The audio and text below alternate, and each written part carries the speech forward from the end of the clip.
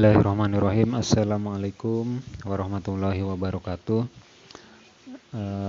Anak-anakku yang berbahagia, materi IPS selanjutnya di LKS bisa kalian buka, yaitu halaman 56, berkaitan dengan pengaruh perubahan dan interaksi antara negara-negara ASEAN.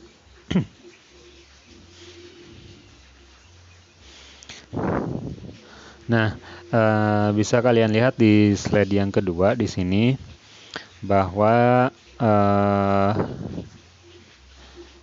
beberapa pengaruh tadi diantaranya akibat faktor alam, dan berkaitan dengan faktor alam di sini mempengaruhi terhadap keanekaragaman hayati, keanekaragaman hewani, dan seperti yang terlihat di layar, di situ adalah komodo, salah satu spesies yang langka yang hanya ada di Indonesia. Nah,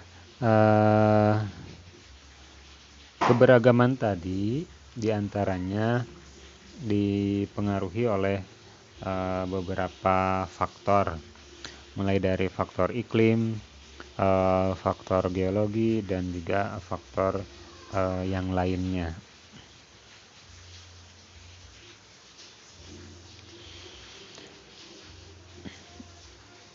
Kemudian secara geologis ataupun berdasarkan faktor geologi, wilayah di ASEAN itu merupakan wilayah yang merupakan pertemuan dari tiga lempeng utama di bumi atau di dunia, yaitu lempeng Eurasia, lempeng India Australia, dan lempeng Pasifik, di mana tumbukan lempeng tersebut identik dengan munculnya gunung-gunung api atau gunung berapi. Sebagaimana kita ketahui bahwa Indonesia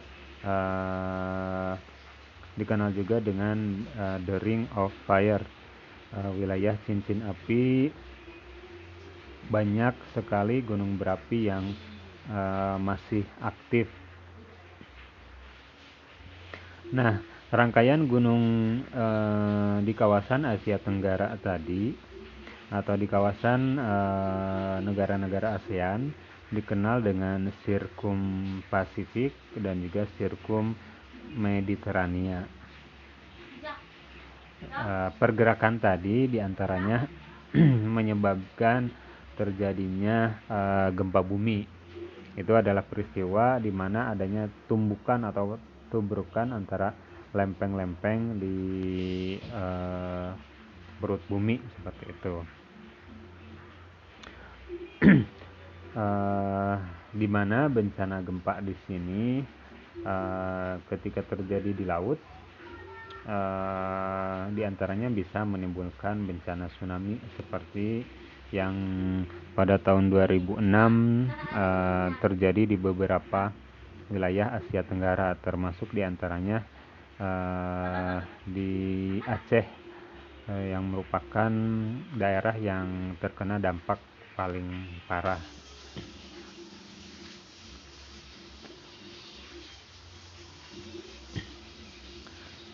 Nah, negara-negara ASEAN tadi memiliki sumber daya alam yang beragam, mulai dari minyak bumi, kemudian emas, bahan tambang, batu bara, dan yang lainnya.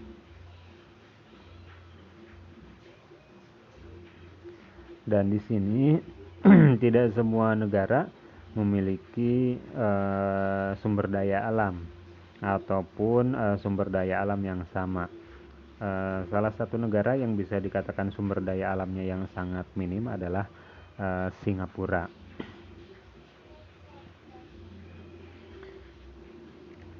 Kemudian yang berikutnya,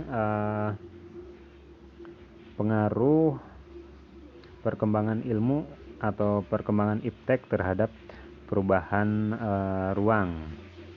Di antaranya adalah perkembangan teknologi transportasi yang memudahkan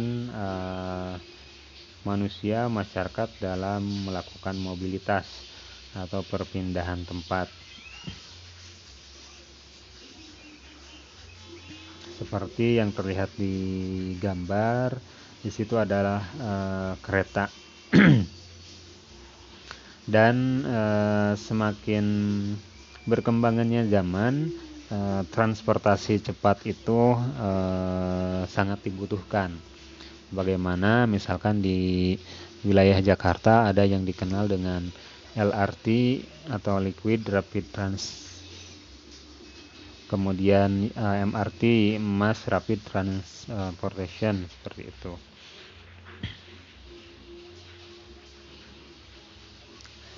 Yang berikutnya adalah perkembangan teknologi komunikasi, mulai dari penggunaan telepon, kemudian internet dan lain sebagainya,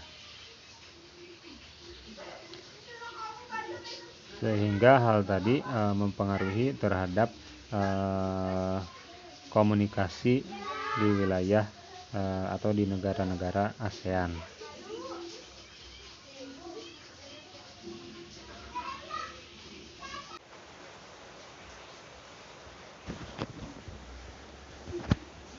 Kemudian yang berikutnya, pengaruh perubahan ruang terhadap kehidupan ekonomi. Seperti pernah disampaikan kemarin, ada yang disebut AFTA atau ASEAN Free Trade Area, kawasan pasar bebas ASEAN, di mana di situ negara-negara ASEAN bersepakat untuk barang-barang dan jasa yang masuk dan keluar di wilayah ASEAN itu bisa masuk tanpa biaya atau bebas pajak. Kemudian yang berikutnya ada yang disebut juga dengan MEA atau Masyarakat Ekonomi ASEAN.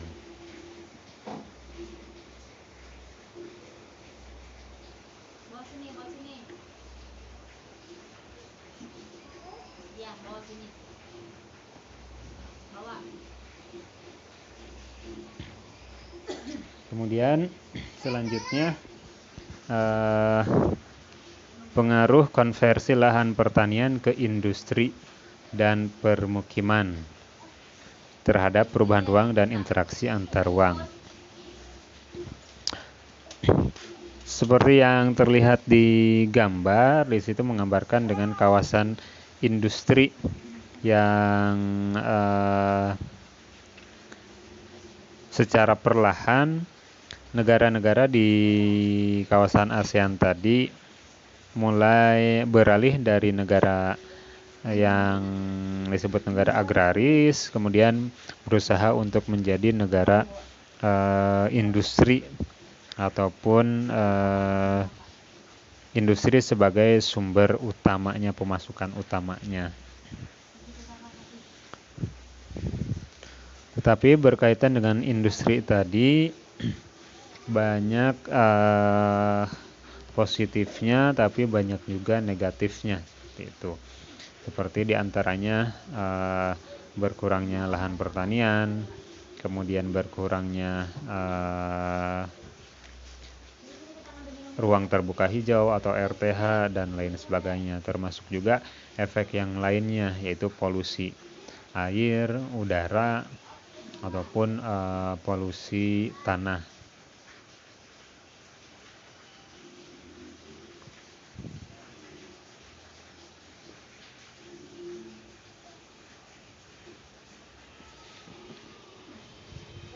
Nah, salah satu efek dari konversi lahan pertanian tadi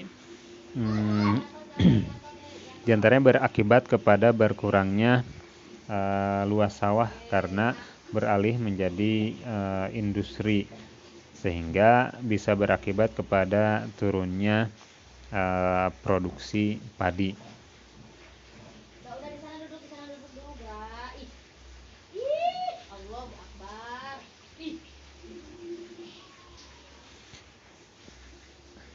Dan ada faktor-faktor lain dari konversi lahan jadi industri ataupun permukiman. Di antaranya adalah berkurangnya lahan resapan air sehingga banyak terjadi banjir belakangan ini. Kemudian hilangnya lahan ruang terbuka atau RTH. Kemudian luas lahan pertanian semakin berkurang sehingga produktivitasnya pun menurun. Lalu petani bisa kehilangan mata pencahariannya. Untuk materi kali ini dirasa cukup sampai di sini. Kita akhiri dengan membaca alhamdulillah. Mohon maaf jika ada kesalahan. Terima kasih. Wassalamualaikum warahmatullahi wabarakatuh.